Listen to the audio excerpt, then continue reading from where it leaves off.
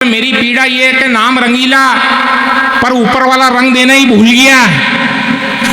ये करने की जरूरत नहीं है। 5-25 ऐसे दिख रहे जिनको बाल देना भूल गया। मैं गंजों का बड़ा सम्मान करता हूँ भाभी जी। इसलिए करता हूँ कि हमारे देश में ये जो गंजे हैं ना, ये 2 प्रकार के होते हैं।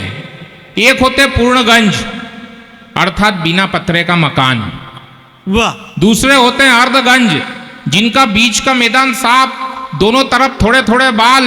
इनको देखो तो ऐसा लगता है जैसे खाली बस में दोनों तरफ सवारियां लटक के जा रही हो। क्या ऑब्जर्वेशन है। वो भी विदाउट टिकट ने। ऊपर से इनके बड़े बड़े कान ऐसे लगते हैं जैसे कोई साइकिल पे 2 दूध की टंकियां लटका के ले जा रहा हो। ये गंजों का आनंद है साहब। मेरे घर के पड़ोस में एक चंपा लाल जी रहते हैं, उनकी खोपड़ी पे एक भी बाल नहीं। तो उनका 8 साल का पोता उनकी खोपड़ी पे ट्रक चला रहा, नकली। आप ये मत समझना कि दादाजी को उठा के ट्रक के नीचे घुसेड़ दिया है। वो ट्रक लेके शुरू हुआ, वाएं वाएं। अब वो क्या 5-7 मिनट तो दादाजी को आनंद आया। फिर जो ट्रक के छोटे छोटे काले काले पहिए होते हैं वो दादाजी को गड़ने लगे तो दादाजी जोर से चिल्लाए, क्यों रे क्या कर रहा है? बोले कुछ नहीं दद्दू, ट्रक चला रहा हूं। बोले क्यों रे, मेरी खोपड़ी कोई ट्रक चलाने की जगह है? बोले दद्दू दद्दू, ये हिंदुस्तान का एकमात्र ऐसा हाईवे जिसपे एक भी टोल टैक्स नहीं है। तालियां कमजोर है आपकी। क्योंकि पहला कभी होता है साहब वो भट्टी की जलेबी होता है। आज मेला चल रहा, आप देखते होंगे जलेबी बनाने के बाद हलवाई क्या करता है कि पहली जलेबी को भट्टी में झोंक देता है कि तू जा। वैसे सारे कवि योजना बना के उस पहले कवि को झोंकते कि तू जा। लेकिन साहब वो जो पहला कवि होता है, पहली जलेबी होती है वो आस्था की जलेबी होती है, विश्वास की जलेबी होती है, प्रेम की जलेबी होती है। सारी जलेबियों से ज्यादा उस जलेबी की वक़्त होती है, क्योंकि पहली जलेबी भट्टी पे चढ़ती है तब जाके धंधे में बरकत होती है। पहली जलेबी भट्टी पे चढ़ती है। क्या बात है। और ये तो बहुत भाई साहब पहला मंच से देख रहा हूँ, बहुत सारे यहाँ आविष्कार हुए, लेकिन पहला मंच ऐसा देख रहा हूँ जिसपे एक भी कवित्री नहीं। मतलब मैं जान सकता हूं कि आप कितने मतलब मर्यादित लोग हैं। नहीं तो हम क्या मालवा में उधर देवास तरफ कवि सम्मेलन करते ना, तो आयोजक हमसे एक ही बात बोलता है, बोला कवित्री 2 लाना। देखो अकेले पे पूरा कवि सम्मेलन का लोड आ गया हो। बोला कवित्री 2 लाना, यहाँ एक भी नहीं।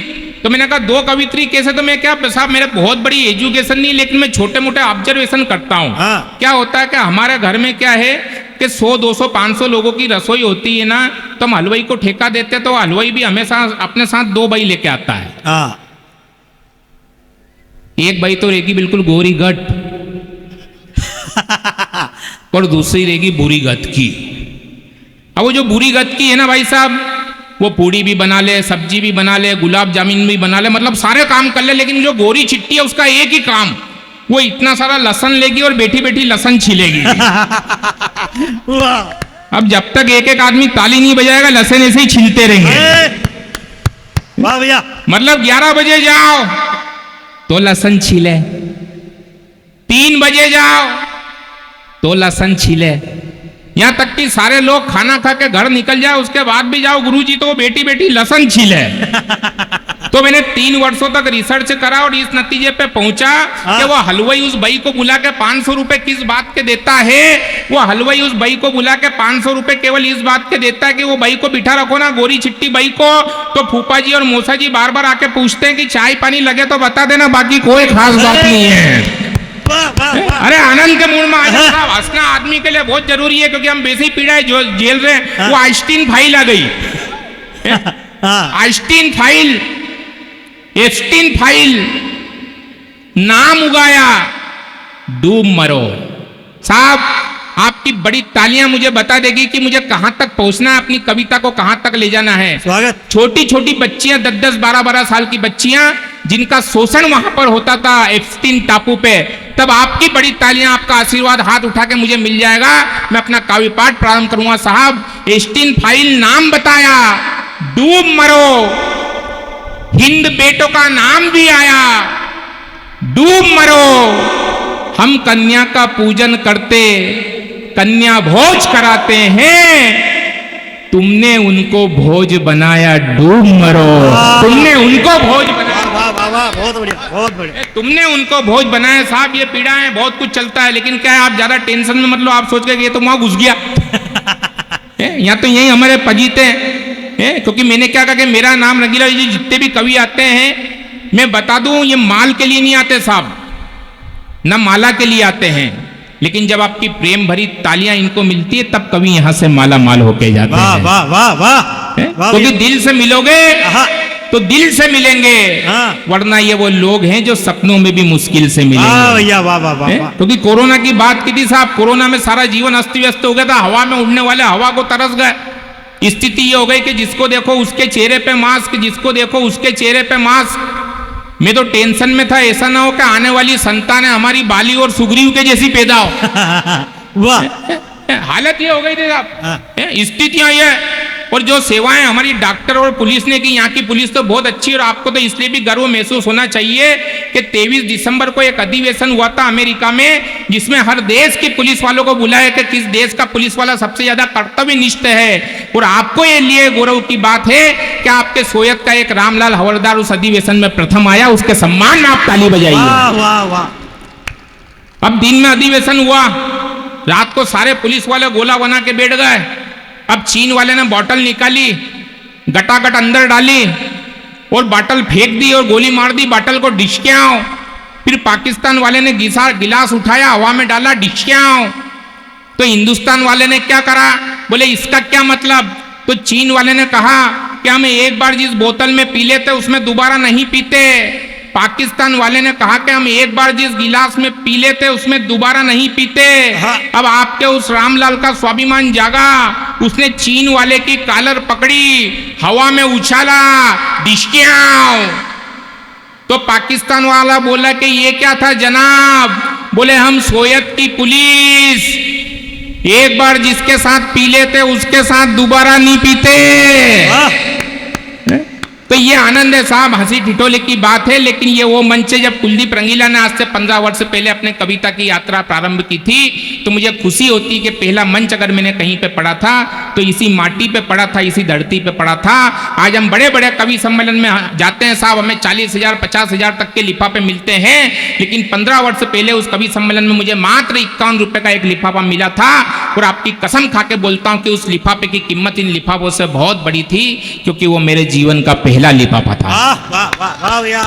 और जिस वक्त वो लिफाफा मुझे प्राप्त हुआ, मैंने उसी समय कसम खाई, उसी समय संकल्प लिया कि कवि सम्मेलन से मुझे कितना भी धन प्राप्त हो, कितनी भी राशि प्राप्त हो, कवि सम्मेलन का पैसा मैं कभी स्वयं के लिए इस्तेमाल नहीं करूंगा, बल्कि कवि सम्मेलन के पैसों से मैं केवल 2 गरीब बच्चों का पालन पोषण करूंगा।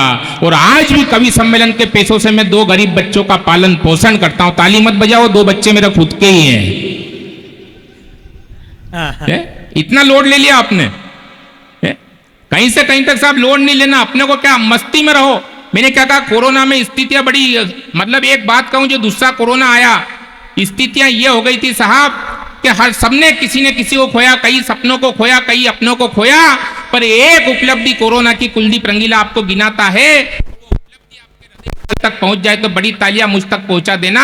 कोरोना काल की सबसे बड़ी उपलब्धि ये रही है भाई साहब कि हमारे भगवान श्री राम जो तिरपाल में थे वो आज मंदिर में आ गए हैं। वाह वाह वाह वाह वाह।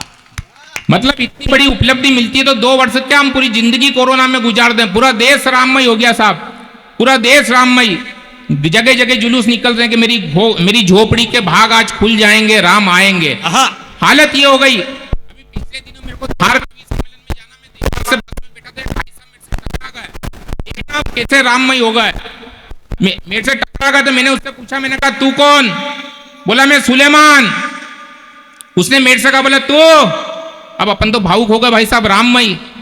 मैंने कहा, मैंने काफिये मिला दिए। मैंने कहा तू सुलेमान, तू सुलेमान तो मैं हनुमान। बोला हनुमान? मैंने कहा बिल्कुल हनुमान। बोला हनुमान है तो सीना चीर के राम दिखा। गुरुजी अब अपन फंस गए, क्योंकि अपन तो नकली के हनुमान। मैंने टालने की कोशिश की, मैंने कहा ना तो मेरे पास कोई अस्त्र है, ना कोई शस्त्र है, ना चाकू है, ना छुरी है, तेरे को सीना चीर के राम कहां से दिखाऊं? तो दौड़ के गया और नाई की दुकान पे से लाके एक उस्तरा मेरे हाथ में दे दिया। बोले सीना चीर के राम दिखा। लेकिन माचलपुर वालों, उस परम पिता परमेश्वर भगवान श्री राम के नाम में इतनी बड़ी शक्ति होती है कि आदमी अगर सच्चे हृदय से उनका स्मरण करे तो दुनिया का कोई काम मुश्किल नहीं होता है। मैंने भी अपनी आंखों को बंद किया, भगवान श्री राम का स्मरण किया और उनका स्मरण करके सीना चीर दिया। आप यकीन नहीं मानेंगे, वो सुलेमान अस्पताल में भर्ती है, सीने में 18 टाके आए हैं, वहां की पुलिस मेरे को ढूंढ रही है, उसके बाद भी तुम ताली नहीं बजा रहा हो। वाह वाह। अरे साहब, हम मस्ती में जीने वाले लोग हैं और पैसा हमारे लिए इसलिए भी मायने नहीं रखता है साहब। हम कवि हैं, जब तक मंच पे रहते हैं, जब तक हमारे पास अनाप शनाप पैसा रहता नहीं तो टोस के भी मानते रहते हैं। सच बता रहा हूं, क्योंकि पैसा आदमी के रूप बदल देता है, कहीं छांव तो कहीं धूप बदल देता है। मंदिर किसी भी भगवान का हो, उसके सामने एक पेटी होती है, उस पेटी में भी साक्षात लक्ष्मी देवी बैठी होती है। और यहां से कविता के साथ यात्रा करना मित्रों, कि पैसा अगर उस पेटी में हो तो आदमी को पुजारी बना देता है, पैसा अगर तिजोरी में हो तो आदमी को सरकारी बना देता है, पैसा अगर गल्ले में हो तो आदमी को व्यापारी बना देता है, और यही पैसा अगर कटोरे में हो तो आदमी को भिखारी बना देता है। यही पैसा अगर कटोरे में हो। वाह वाह वाह भाई। भाई साहब, यही कविता एक दिन मैंने अपनी सगी धर्म पलटनी को सुनाई, मतलब रियल वाइफ। वो सगी कौन, धर्म पलटनी कौन, जो आदमी का पूरा धर्म। अब जैसे कल शिवरात्रि थी तो मैं भोलेनाथ का भगत हूं, उनके सामने बैठ गया और प्रार्थना करने लगा, ओम नमः शिवाय, ओम नमः शिवाय, ओम नमः शिवाय, ओम नमः शिवाय। तो पीछे से मेरी धर्म पलटनी शुरू हो गई, सवेरे का जाए तो शाम तक नहीं आए, जो इनको ले जाए उसका नाश मिट जाए। पीड़ाएं हो जाती है साहब। और मैंने क्या कहा कि स्थितियां बड़ी विपरीत हैं। यहाँ वो लोग जिन्होंने पैसे का अभाव देखा, उन तक मेरी पंक्तियां पहुंचे साहब, कि पैसा अगर आंखों में हो तो आदमी को चोर बना देता है, पैसा दिमाग में हो तो आदमी को कमजोर बना देता है। और आपकी बड़ी तालियां पहुंचे साहब, कि पैसा अगर 2 नंबर का हो तो आदमी को कल्लू से कालिया बना देता है, और यही पैसा अगर फाइनेंस का हो तो आदमी को नीरव मोदी और विजय माल्या बना देता है। आदमी को नीरव मोदी और विजय माल्या बना देता है। और साहब, यही कविता मैंने अपनी धर्म पत्नी को सुनाई। अब मैंने एक बार सुनाई पर उसके समझ में नहीं आई, मैंने दोबारा सुनाई, उसके फिर भी समझ में नहीं आई, मैंने तीसरी बार सुनाई, उसके इतने समझ में आई कि वो उठ के सीधे मैके ही निकल ली। पर अपन प्रसन्न की बला टली, पर 3 दिन बाद मेरे को याद आई तो मैंने उसको फोन लगाया, खेच खेच खुच खुच खुच खेच खाच खींच खाच खींच। अच्छा, तो उसने काट दिया खींच। तो मैंने व्हाट्सएप पे मैसेज किया, मैंने कहा जाग रही हो तो चैन भेज, सो रही हो तो नींद भेज, जो कर रही है हकीकत भेज। तो उसने व्हाट्सएप पे जवाब दिया, बोले बर्तन मांज रही हूँ, एठवाड़ा भेजूं। वाह साहब, पीड़ाएं कवियों को झेलना पड़ती है। 10 साल पहले की सत्य घटना में गया, बाजार जाकर मैंने चप्पल खरीदी। चप्पल खरीदकर मैंने सीधे सीधे दुकानदार से एक प्रश्न पूछ लिया, मैंने कहा ये चप्पल कब तक चलेगी? दुकानदार मजाक के मूड में कहने लगा, जमीन से और पांव से बचा के रखना, जिंदगी भर चलेगी। कवियों से सब मजाक करते। मैंने कहा बारिश का टाइम है, एक छाता खरीद लो। छतरी खरीद कर फिर मैंने दुकानदार से प्रश्न पूछा, मैंने कहा ये कब तक चलेगी? दुकानदार मजाक के मूड में कहने लगा, बारिश से और धूप से बचा के रखना, जिंदगी भर चलेगी।